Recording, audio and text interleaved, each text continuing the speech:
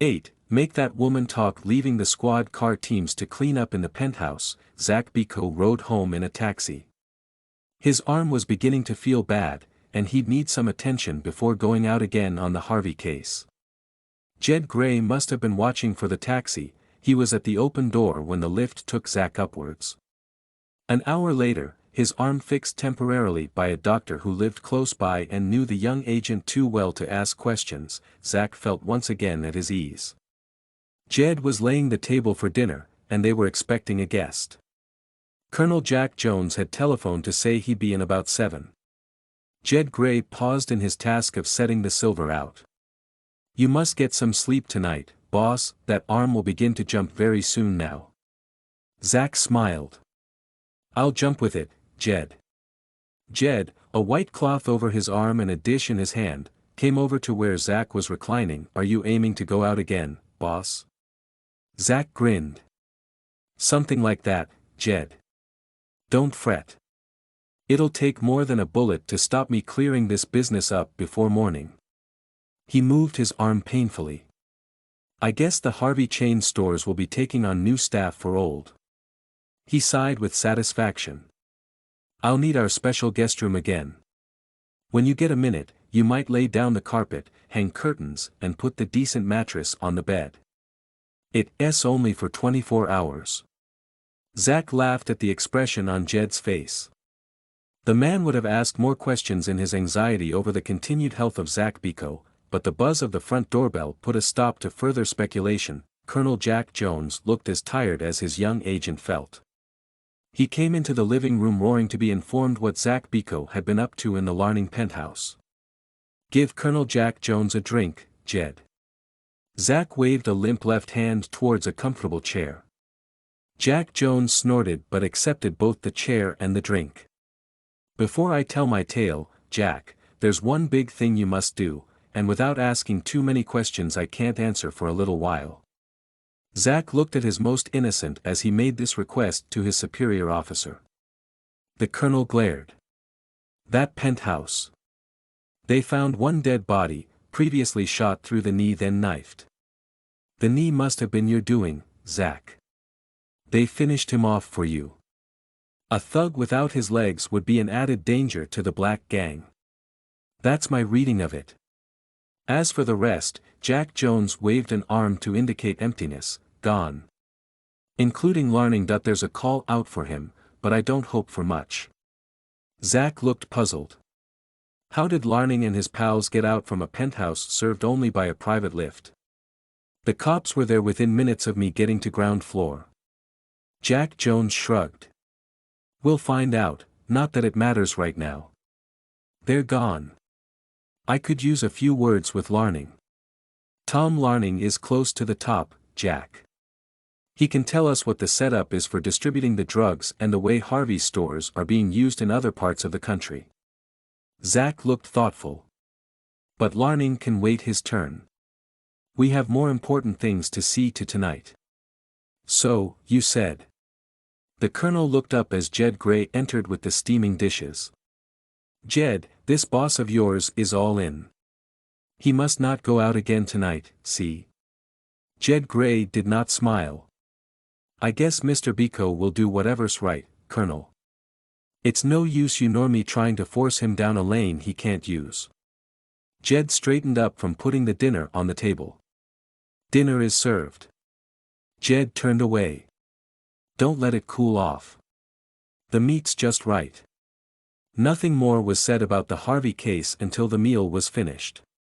Then Zak spoke. "Now listen carefully, Jack. I want that boy brought here.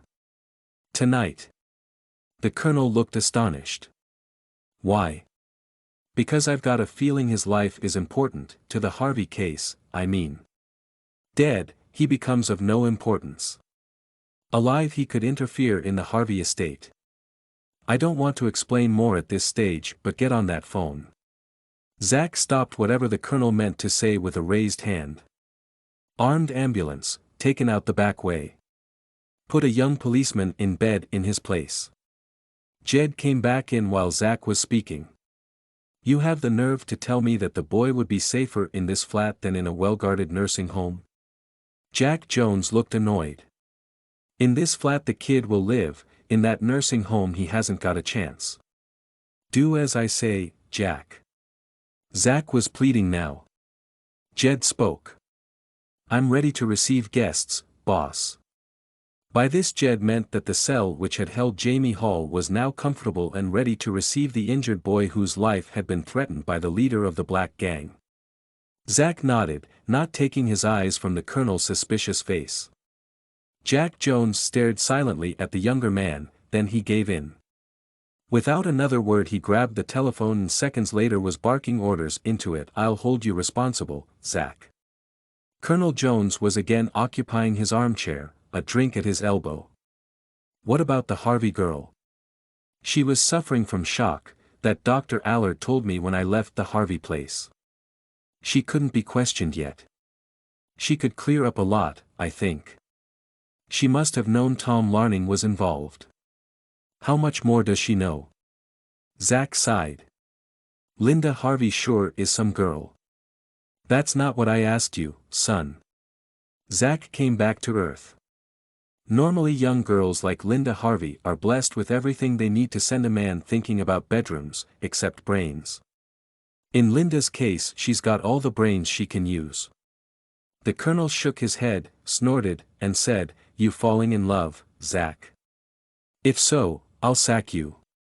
Women, marriage, and special agents don't mix, not permanently. Zak grinned. Me? Not marriage, Jack. Jed wouldn't like it. He's really proud of the way he runs this flat, a woman for keeps might get in the way. The kitchen's not all that big. How soon can we expect that ambulance? Half an hour maybe. Let's hope the kid doesn't die en route. They'll send a nursing sister with all the things she'll need? Zak asked the question anxiously. The colonel nodded. That's right. Okay. What next? The Harvey home. I'll have to talk to Linda, and more particularly to the Kendalls. Sid and Janet know a lot and tonight they'll talk, or else. We'll be around. Tom Larning's been gone long enough to collect more men. You won't have a chance if they rush you. Nor will the girl and the Kendalls either. Jack Jones allowed Jed to refill his glass. I won't have a chance in hell if they so much as smell you and the others. Zak looked grim. There is one other thing, the colonel ignored Zak's ugly glances. This guy Jonah. Where does he come into things, or doesn't he? Very much so. He was, or still is, father to this Linda Harvey. It's my belief he was blackmailing Franklin Harvey, wanting to get in on the deal maybe. I'm not sure of that. We could ask Dr. Allard, Jack. Jack Jones looked surprised. Dr. Allard? The medical man attending the Harvey family? I left him seeing to the girl and the Kendalls as I said. Zak stood up. I must change and get going. You wait for the ambulance, Jack, then take your directions about the disposal of the kid from Jed. Just don't ask questions. We have a guest room we don't advertise, not even to you. Zak strolled away towards his bedroom, closing the door on the angry face of his superior. By 20 minutes to 11 that night, a powerful car driven by one of Zak Biko's colleagues pulled to a stop some half a mile from the Harvey home. The weather forecast had promised sleet, and it now began to keep its promise. The sky was heavy with clouds and the frozen rain felt like needles when it hit their hands and faces. Zak checked his gun, balancing it in his left hand. His right arm throbbed as if it was on fire and the driver of the car eyed him with concern. It was almost midnight as the two men approached the Harvey home, this time from the front drive entrance. The man with him was a chap called Wilson Keyes, a white operative of about Zak's own age. Keyes was an admirer of his black fellow agent but, like Colonel Jones, he thought that Biko took too many chances. By now both men were wet underfoot but the grass, while slippery, deadened any noise they might have made. Visibility was nil, the sleet formed a curtain of mist between them and anyone else foolish enough to be out on a night like this. Zak tried to ignore the pain in his arm, but it was difficult. Listen, Wills. There's a whole lot of sinners around this Harvey place. I've got to talk to the girl and to these Kendalls who do the housework among other things. We'll ring the bell normally, then you get inside and keep your eyes skinned from the hall.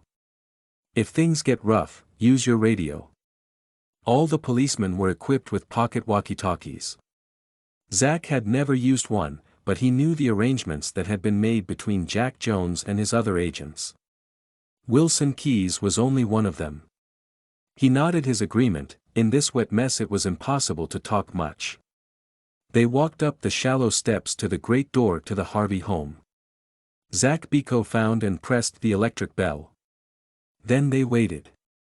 After a while, a light appeared upstairs, then the fanlight over the front door sprang into focus as if someone was coming downstairs, pressing switches as he or she passed them. Whoever it was in no hurry. At last, a voice was heard through the heavy panels. Who is it? It sounded to Zak Biko as if it might be Sid Kendall. He made a sign to Wilson Keyes, who yelled, "Police! Open up! It's hellish wet out here." The bolts and chains were undone and finally the key turned. Then Sid Kendall's scared white face peered round the inch of lighted opening. Wills Keyes put his foot in the door and then in a flash they were inside with the door closed and relocked by Zak Biko. Sid Kendall backed away from them. The man looked fit to drop with fatigue and fear. Zak took Sid Kendall's arm and led him towards the study. Wilson Keyes melted into the shadows as if he had never been. A moment's examination showed the study, now tidy, to contain no unwelcome visitors. Zak pushed Sid Kendall into a convenient chair. Then he checked window fastenings and locked the door behind them. "I've been talking to Tom Larning." Zak offered his gold case to the now shivering manservant. Sid took one but had a job to get it to his mouth. Zak lit up for both of them. "He's been in the habit of visiting this house after dark, hasn't he? Who let him and others in to see Franklin Harvey when he was alive, Sid? You or Janet?" Kendall shivered violently, but Zak paid no attention.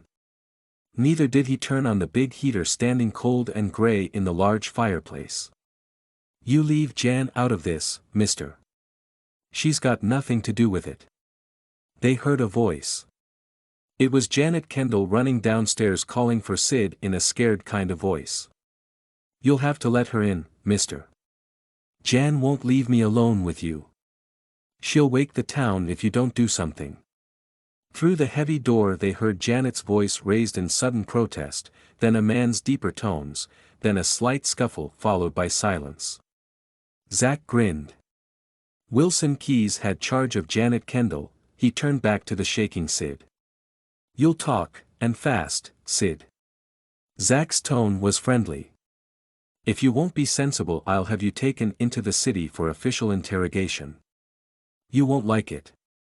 Sid looked miserable. "I was only doing my job, mister. It's much like you said. Mr. Franklin did see visitors right here in this room after Miss Linda went to bed, not every night, nor even every week. He always told me when to stay on duty in the main hall. I don't know any more than that." The man sniffed. "And I don't know all of them. Mr. Larning was the one who used to come most often. Start describing the others, Sid." Zak's voice sharpened. There wasn't much time left in which to talk. Sid glared up at the tall detective. "Couldn't we turn on that damned fire? I'll get my death of cold. This house is like the inside of a fridge tonight. Colder than the grave, would you say?" The menace seeped from Zak's tongue and Sid huddled further back among the cushions. "What do you want?" Sid couldn't have looked more scared. "I want to know more about Jonah and about the kid who was shot last night." Zak moved over to the mantelpiece. Jonah?" Sid was stuttering with nerves and cold. "Did he come to visit his brother? Franklin Harvey was Jonah's brother, wasn't he?" Zak held Sid's startled gaze. "I've already told you." "Oh. All right.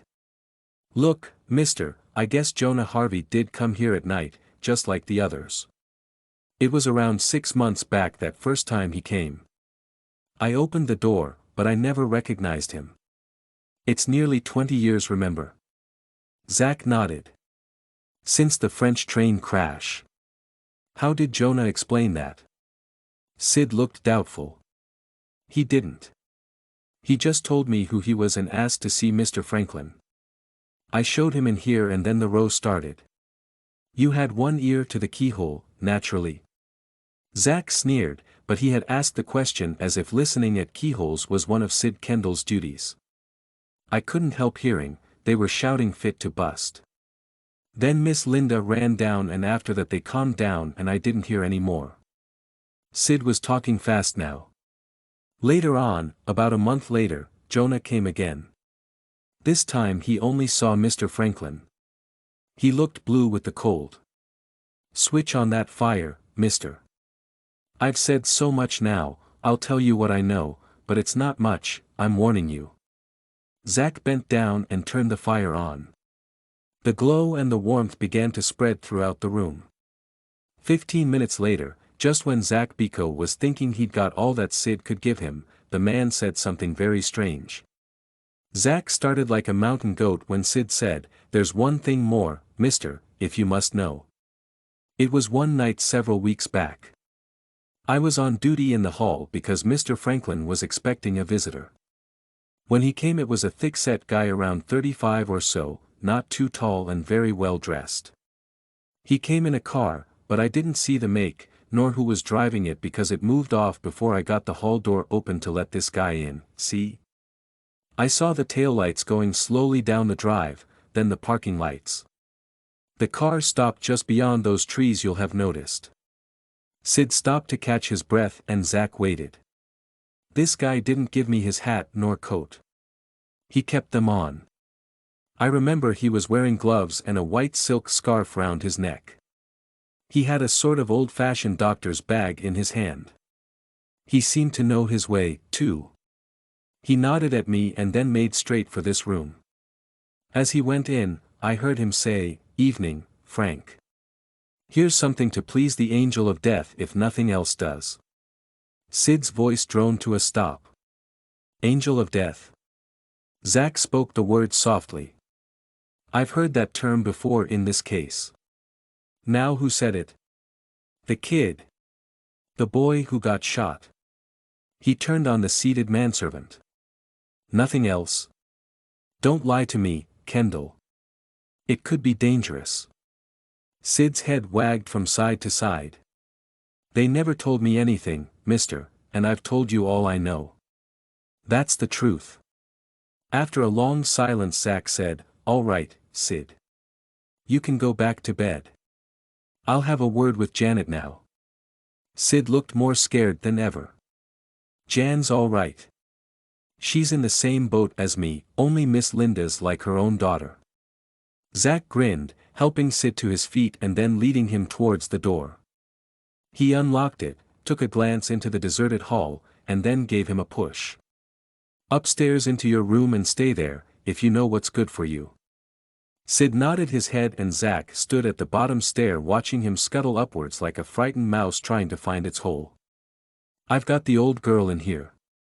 The quiet voice startled Zak. He spun round to find Keys only a yard behind him.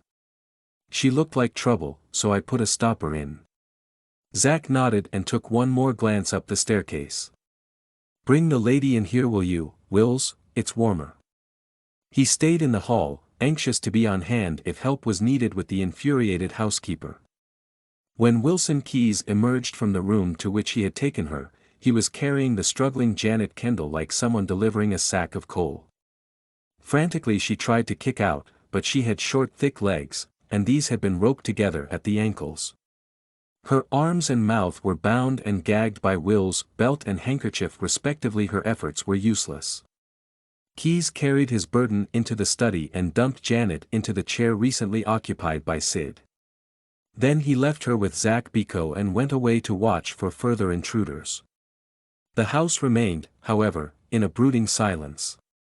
Zak removed the gag, but kept her hands bound. The woman spat at him but missed. "I'll fix you, Mr. Zak Biko." Zak smiled. He intended to reason with Janet if possible. He was frustrated by the sudden scream that rose horribly from her throat to shatter the night's peace. He turned hurriedly to see what was scaring her, just in time to see the gun. The weapon was pointing through a gap in the curtains that hid the glass doors and had been fired at point-blank range. Zak felt the cold current of air and realized immediately that someone had cut a pane from the garden doors whilst he'd been seeing Sid off to bed.